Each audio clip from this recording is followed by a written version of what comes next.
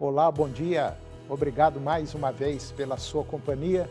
Está começando mais um programa Agronegócio e eu desejo a você muita paz e muita saúde hoje. E no nosso programa de hoje você vai ver que na fazenda Santa Maria, lá no município de Porangatu, o produtor está produzindo silagem de capim a R$ 60 a tonelada. Eu vou conversar com Leonardo Machado, assessor técnico da FAEG, e nós vamos falar sobre o potencial produtivo do Vale do Araguaia. E vamos falar também da vacina contra a aftosa. O programa Agronegócio já está no ar.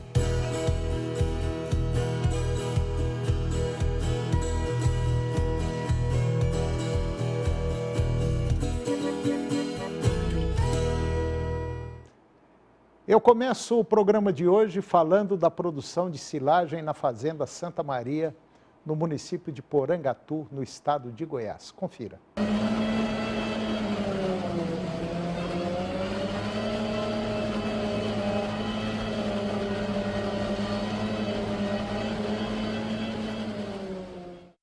Essa área de pastagens que você está vendo é aqui na fazenda Santa Maria, no município de Porangatu, no estado de Goiás.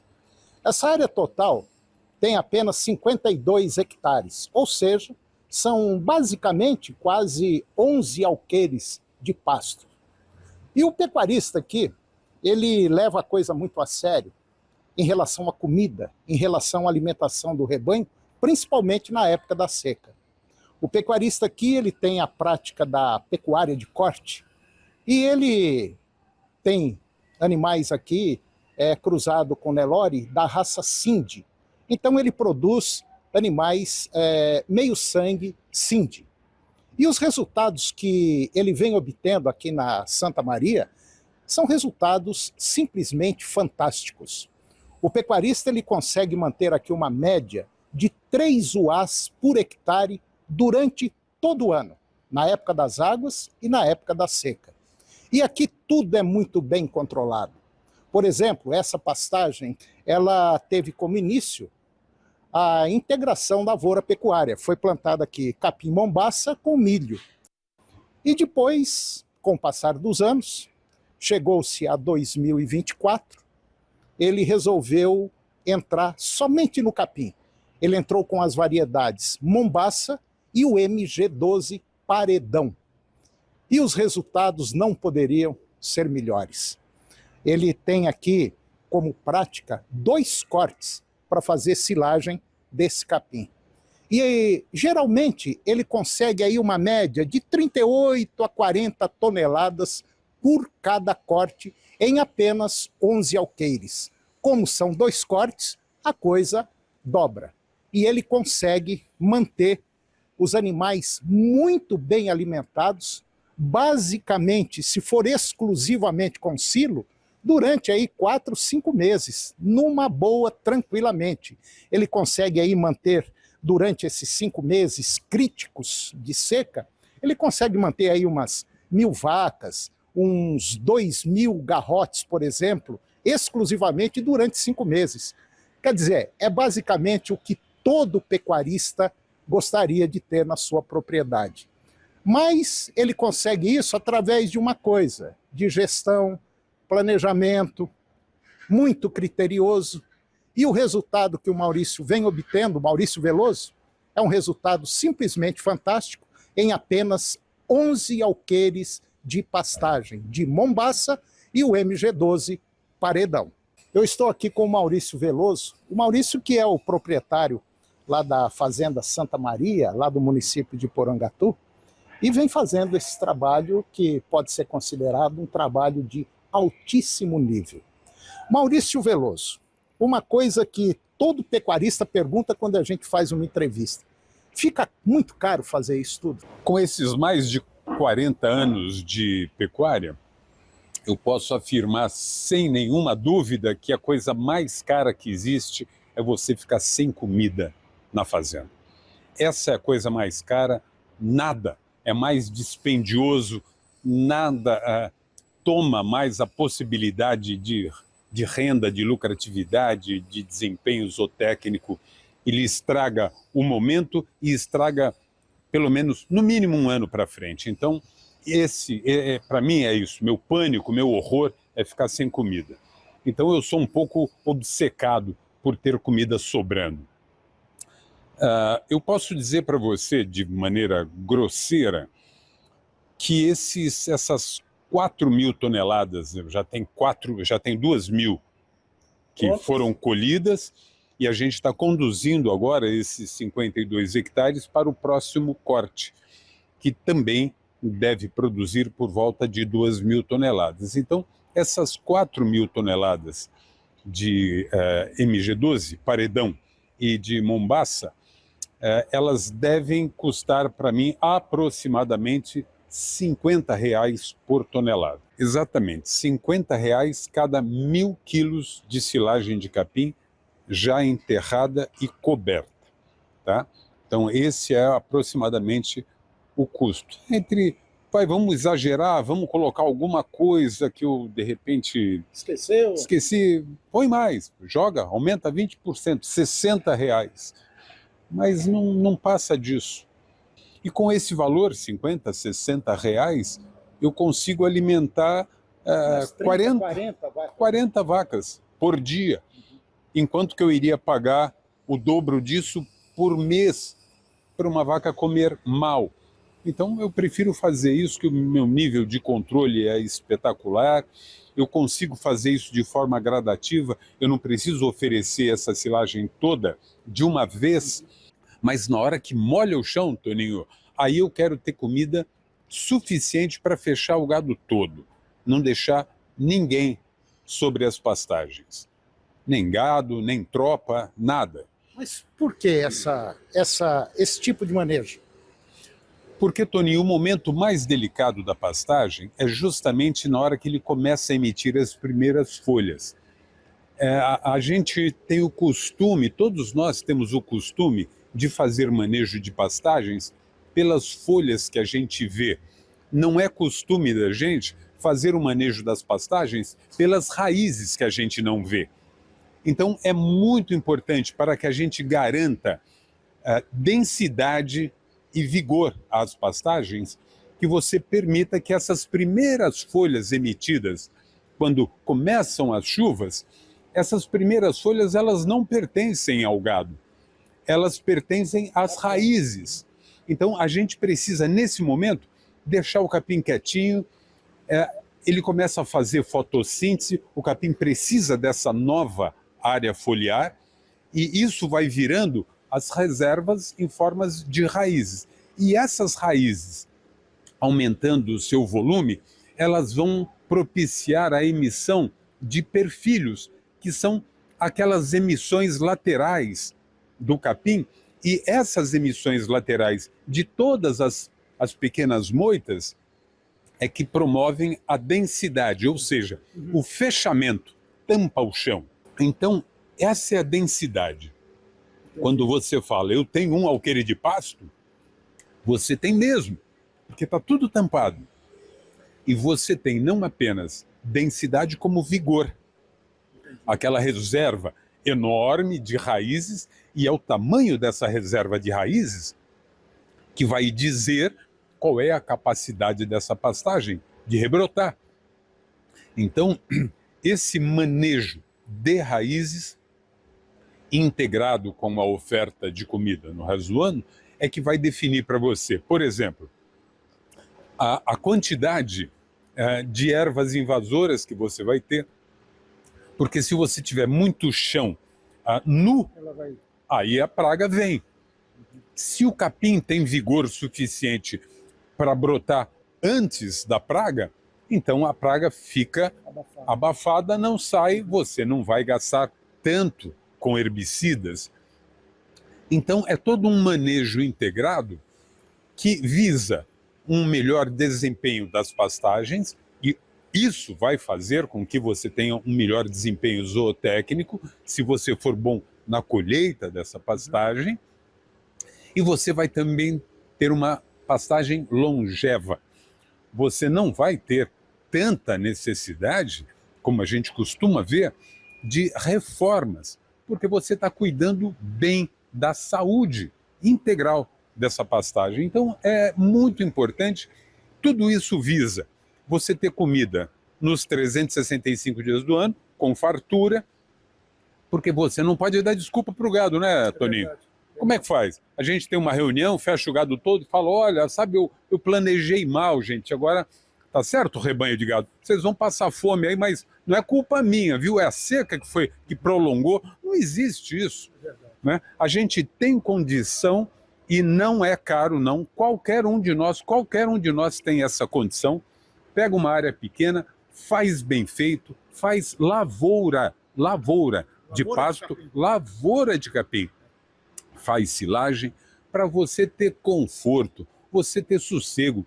Silagem não pega fogo. Silo é uma coisa que de fato dá muita tranquilidade para nós e maior tranquilidade ainda para o rebanho. O Maurício vem obtendo um resultado muito fantástico, uma alta produtividade de capim em apenas 11 alqueires. E com esses 11 alqueires, ele consegue, se ele quiser, tratar durante 5 meses do gado fechado, por exemplo, uma garrotada aí, uns 2.000 garrotes durante 5 meses, sem problema nenhum, né, Maurício? Se a gente precisar, essa comida é suficiente, 4.000 toneladas, elas fazem frente, por exemplo, a 2.000 garrotes, com tranquilidade, 1.000 vacas, com tranquilidade, mas o propósito é a gente, antes de mais nada, é a gente ter um seguro, né? A silagem é um seguro, quer dizer, se a coisa apertar, eu tenho lá.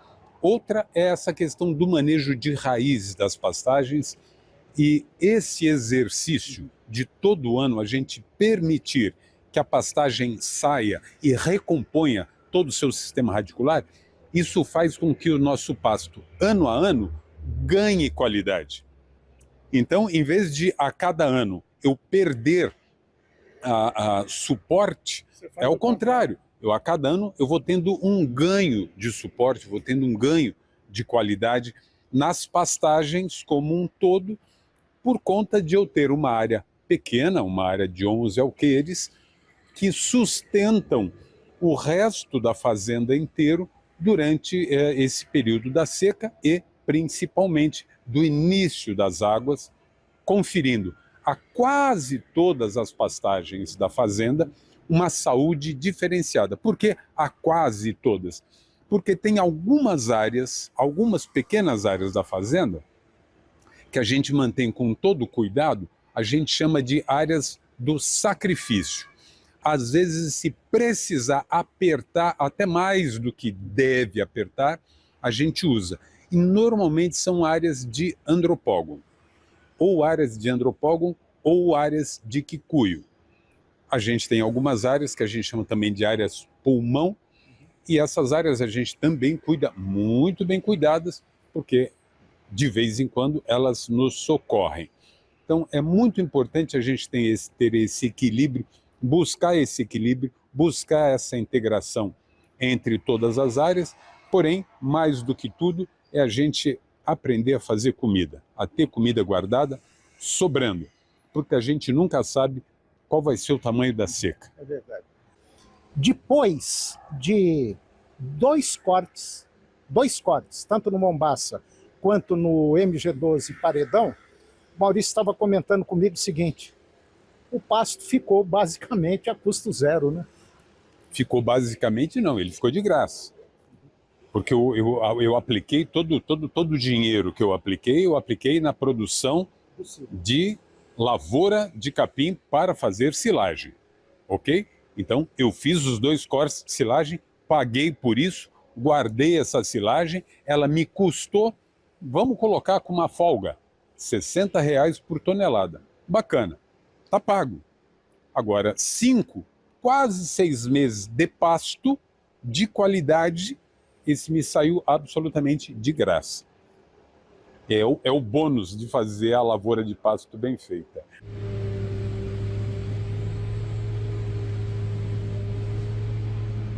E depois do intervalo eu vou conversar com Leonardo Machado, ele é assessor técnico da FAEG, e nós vamos falar sobre o potencial produtivo do Vale do Araguaia.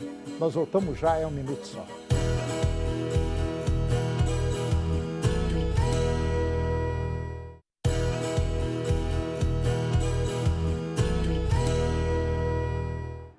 Nós estamos de volta e agora eu vou conversar com Leonardo Machado. O Leonardo Machado, ele é assessor técnico da FAEG e nós vamos falar de um tema interessante e que já vem, vamos dizer assim, na pauta goiana e também mato-grossense já há muito tempo, que é a exploração do Vale do Araguaia, tanto do lado do Mato Grosso quanto do lado do estado de Goiás. Mas como nós estamos em Goiás, nós vamos falar do potencial produtivo que tem o nosso estado aqui, só naquela faixa ali do Vale do Araguaia, que é muito rica. Leonardo Machado, muito bom dia. Muito obrigado por ter atendido aí o nosso pedido para estar aqui hoje. E nós vamos falar de um tema muito interessante. Está tudo bem, Leonardo? Tudo tranquilo, Toninho. Bom dia a todos. Leonardo, aquela área é uma área, é uma faixa que tem ali, muito grande. Ali tem Mozarlândia, São Miguel do Araguaia, Nova Crixás, Mundo Novo, né? E é uma região basicamente pecuária. Mas de uns 5 anos para cá, 6 anos para cá, a coisa tomou um rumo diferente, né? Perfeito. O nosso estado, né, o estado de Goiás, como a gente sempre fala, né, é um estado de muita potencialidade. E quando a gente fala do Vale do Araguaia, eu sempre gosto de retratar para o pessoal visualizar bem, né? Quando você sai ali de Caiapó, né, tem aquela serra do Caiapó, e você desce, é uma região mais baixa, e começa ali, né? Se a gente pegar desde a região de Porá, ir subindo para Jussara, aí vamos subindo, Mozarlândia, Nova Crixás, até você chegar em São Miguel do Araguaia. Então, é uma região extensa, é uma região mais baixa, como você colocou, formada por grande parte pecuária, e que cada vez a pecuária vai dando espaço para a agricultura, para cultivo de soja, para o cultivo de algodão, que tem um potencial grande na região, para outras forrageiras, né, sorgo, milheto, enfim. A região ela vai se transformando e ganhando cada vez mais espaço. E produção com alta tecnologia. Se a gente pegar Jussara, por exemplo, o potencial de irrigação é muito grande. E o produtor tem optado muito nessa área de irrigação também. Nova Crixás é o município que, de um ano, de 2022 para 2023, e 2023 para 2024, em percentuais, foi a região do estado que mais cresceu em área de soja. Então, o potencial é muito grande, o potencial é enorme. Eu me lembro que em dezembro de 2019, não faz tanto tempo assim, eu fui dar uma palestra em São Miguel do Araguaia. E lá durante a palestra eu até comentei, eu falei, olha, essa região aqui do Vale do Araguaia, dentro de muito pouco tempo, ela vai ser uma área, uma região muito rica na produção de grãos. Aí eu me lembro que um senhor lá, um pecuarista, já bem de idade, levantou e falou assim, eu fico muito admirado, você vem de longe, é jornalista, não entende nada de pecuária e fala que aqui produz grão. Eu falei, eu faço uma aposta com o senhor que daqui 5 anos, e olha, se chegar a 5 anos, vai ser uma região altamente produtiva. O que aconteceu?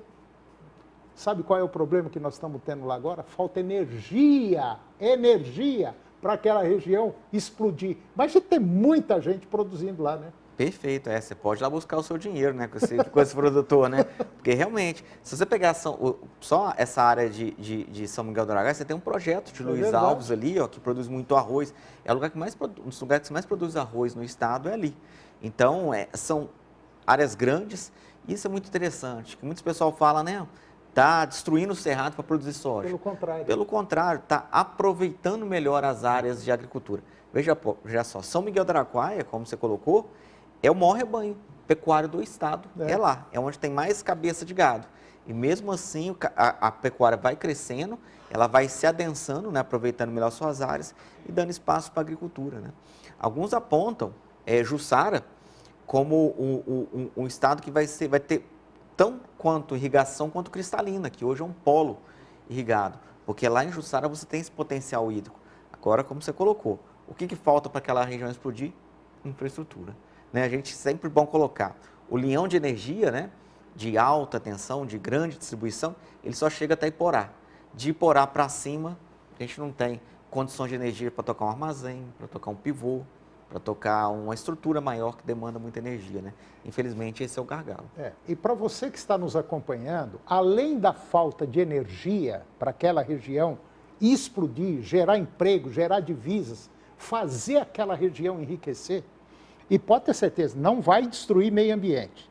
Se você pensa que nós estamos incentivando isso, não vai destruir nada. A coisa já está pronta. As áreas que tinham que ser derrubadas já foram derrubadas. São áreas que, em boa parte, estão até degradadas. E tem um detalhe, já tem um estudo pronto, acabado, finalizado, de fazer o Araguaia tornar-se navegável, até chegar lá no Maranhão, lá no Rio Tocantins, onde ele encontra com Tocantins. Fazer o Araguaia navegável para encurtar a distância e melhorar, por exemplo, e facilitar o transporte de cargas até outros países.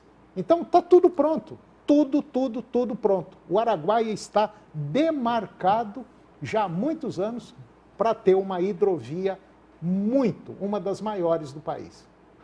É que mostra, assim, a potencialidade do Brasil, né? É sempre bom falar, porque a gente está falando do lado goiano, do lado do Mato Grosso a mesma coisa. Apesar de estar um pouquinho mais evoluído, mas do lado goiano a gente vai chegar no mesmo ponto. Mostra o potencial que a gente tem de ser a gente já é um grande produtor, se tornar ainda maior produtor. Agora é importante sempre colocar, né? Mas para isso acontecer, a gente precisa de produtor rural, com renda, com condições, com crédito, com infraestrutura, né? Você vê, a gente tem um armazém lá, principalmente Nova Crixás, que é um armazém dos maiores lá, que é tocado por lenha ainda, porque não tem energia elétrica. Então, lenha, a secagem é feita por lenha, sabe? Você tem pivôs tocados, né, por óleo diesel, que é por motor estacionário. Então, assim, infelizmente, essa infraestrutura ela tem que chegar lá para a gente poder ter condições cada vez mais de produzir e aumentar a produção lá. E quando a gente fala em produção, a gente sabe que tem muita gente que fala assim, vai destruir, vai derrubar mata, tá. Deixa a gente falar uma coisa aqui. Existem no Brasil, e principalmente na região centro-oeste, por volta aí de uns 15 milhões, 14 milhões de hectares que já foram derrubados. Já foi tudo derrubado, não tem mais o que fazer. A única coisa que tem que fazer agora é agregar valor a essa área que já foi desmatada. O que tem que fazer? Plantar. É a única coisa que tem que fazer. E essa área está aí. Eu não diria abandonada, mas está sem condições. Só para você ter uma ideia, existe um projeto do governo federal de pegar dinheiro fora, lá principalmente dos árabes, para investir nessas áreas degradadas. Ora, para que fazer isso se nós temos condição de fazer isso? É só o governo brasileiro investir. Veja bem, nós temos lá pivô central de irrigação, como o Leonardo falou, e eu também conheço isso, movido a diesel. Olha que absurdo. Armazéns onde guarda grãos, movido a lenha. Nós estamos lá na época da pedra e a coisa está andando. Né, Leonardo? Só para você ter uma ideia, né? O estado de Goiás é 28 milhões de hectares, né? Sendo que a agricultura aqui no nosso estado, ela vai estar ali entre os 8 e 9 milhões de hectares e mais 12 de pastagem. Então, assim, esses 12 de pastagem, eles vão a pouquinho dando algum espaço para a agricultura, né? Mas o rebanho vai crescendo? Muito pelo contrário. O rebanho ele vai crescendo, ele vai adensando. A gente vai tendo gado com um ciclo de vida menor. Ao invés de pecuária extensiva, nós estamos fazendo ela intensiva. Perfeito. Pastagens melhoradas que permitem colocar melhor, um gado que engorda com um período menor e aproveita melhor a carcaça. Então, tudo isso é tecnologia que vem transformando a vida do produtor. Hoje, um produtor do Vale do Araguaia, se ele tiver condições, ele consegue fazer uma soja, ele consegue ali, se ele tiver uma irrigação, um milho ou até mesmo, no caso, um feijão, e depois liberar o espaço para a pecuária, botar uma pastagem para que esse gado chegue no final da seca ainda com comida, né, com pasto. Nós podemos ter três culturas, 3 safras, 2 safras de grãos e uma safra de boi. Tudo isso é uma realidade naquela região, né? E o interessante, muitos que têm investidos naquela região na área de agricultura são produtores grandes do sul, do sudoeste do estado, né, que têm aproveitado para expandir lá. Então, é uma região que a gente acredita muito e esperamos que cada vez mais ela se torne aí mais um celeiro do estado de Goiás. É isso aí. Leonardo, muito boa essa conversa nossa, excelente. E vamos torcer para que isso realmente aconteça. Muito obrigado e até a próxima. Até a próxima. Bom, e o programa de hoje chegou ao fim. E eu termino o nosso programa com a seguinte frase: acredite que você pode, assim você já está no meio do caminho. Muito obrigado pela sua companhia, que Deus os abençoe e até o próximo programa.